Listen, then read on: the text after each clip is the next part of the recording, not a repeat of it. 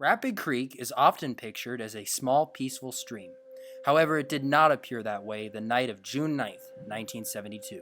Although that summer day began just like any other, it would quickly take a turn for the worse. By evening, walls of water were falling across the Black Hills and were beginning to test how much the reservoirs could hold.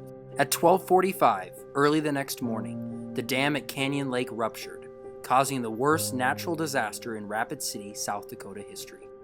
The flood of '72 forever changed the appearance of the city and forced it to adopt stricter regulations on building in floodplains.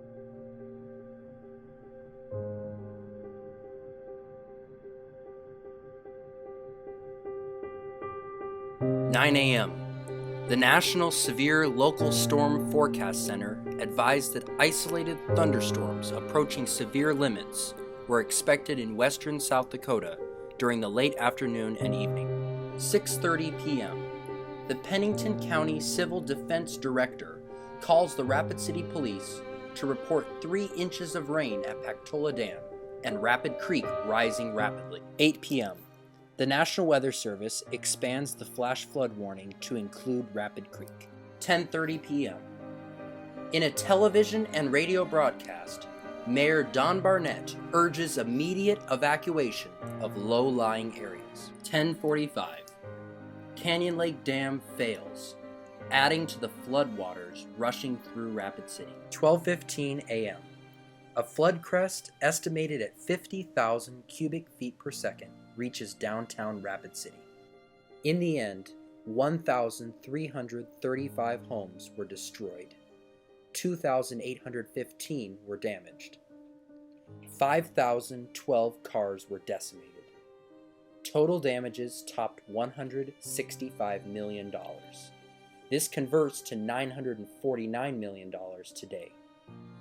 Enough water fell during the flood to fill 400,000 Olympic-sized swimming pools. 3,057 people were injured, and 238 lost their lives. We can't stay here. We better get out of our house.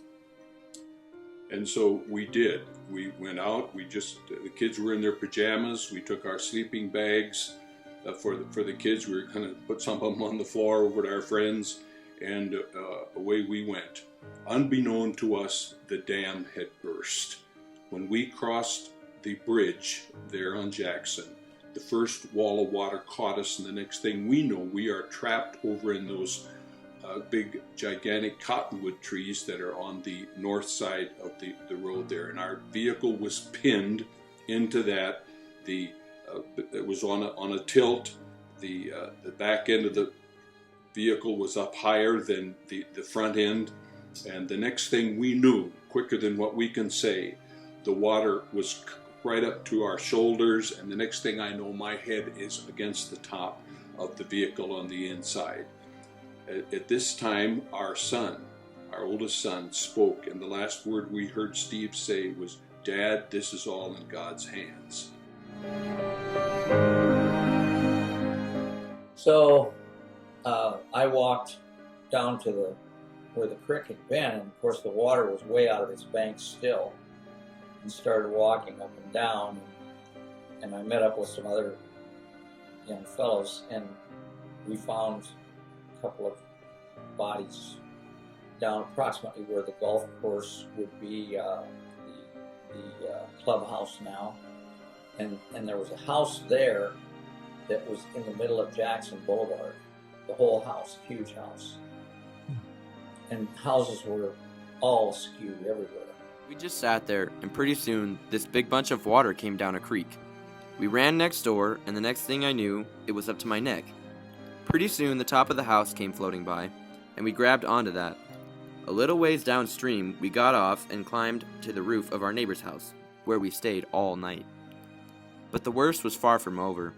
Trees and debris of homes such as the Olsons had been snagged on the Canyon Lake Park Dam, creating a dam upon a dam. The lake now was raging, a seething monster, anxious to break its confines.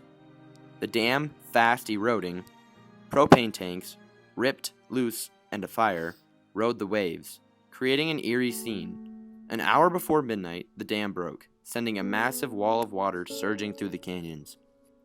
The normal adjective seems inadequate. Indescribable, destruction, and desolation. It goes beyond what anyone can comprehend.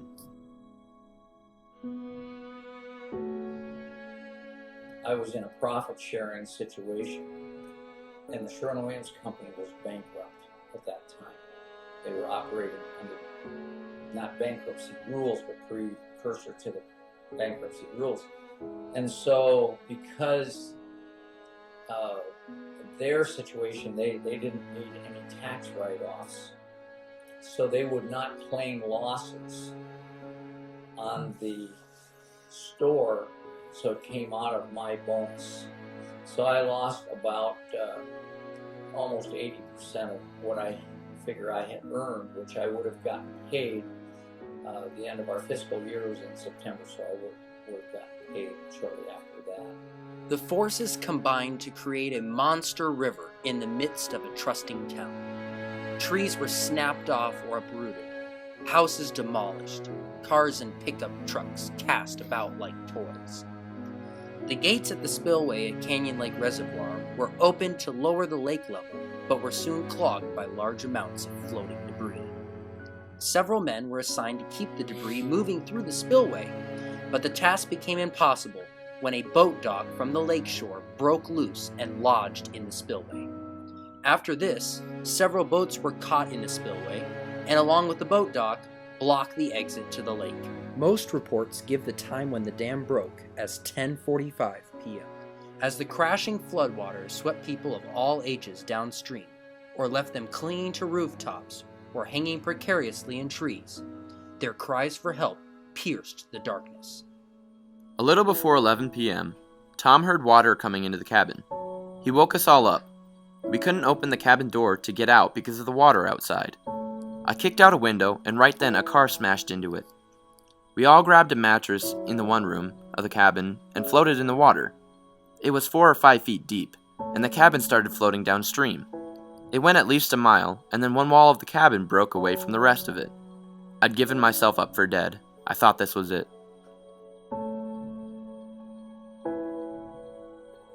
No, very interestingly, and I don't know why I ever did it, I put a stop valve in my sewer drain just a few weeks before the flood. In all of the homes around us, the sewers backed up into the sewer drain, or the floor drain in the basement. We did not have that loss, so we lucked out there. Many citizens in the community exchanged kindness with one another and willingly helped their neighbors recover from their losses. The citizens encountered many hardships following the flood, and they were forced to find solutions to the problems that they faced. Many had to repair their houses or move away.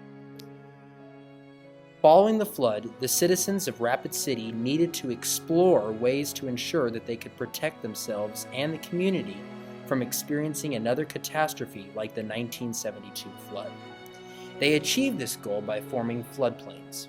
After the flood, areas near the creek were left clear, and a series of spillways, levees, dikes, and other excavation made a path for future floodwaters. Canyon Lake Dam, washed out in the flood, was replaced 4 years later with an earthen and concrete dam. Along with that, the larger spillway was designed to handle a water flow of up to 100,000 cubic feet per second, more than 3 times the amount of water that overpowered the old dam in 1972. We cannot guarantee that a similar storm to that one in 1972 will hit the Black Hills again in the future. After all, we have a lot of severe thunderstorms form over the Black Hills during the summer. However, the city has taken steps to minimize the impact another superstorm may bring to the region. The city of Rapid City has made an effort to remove homes from the floodplain and has replaced them with beautiful city parks, including Memorial Park, built in memory of those who lost their lives in the flood. The 1972 flood disaster taught many people the dangers of flash floods. Now 44 years have passed, but many still vividly remember the flood of fear.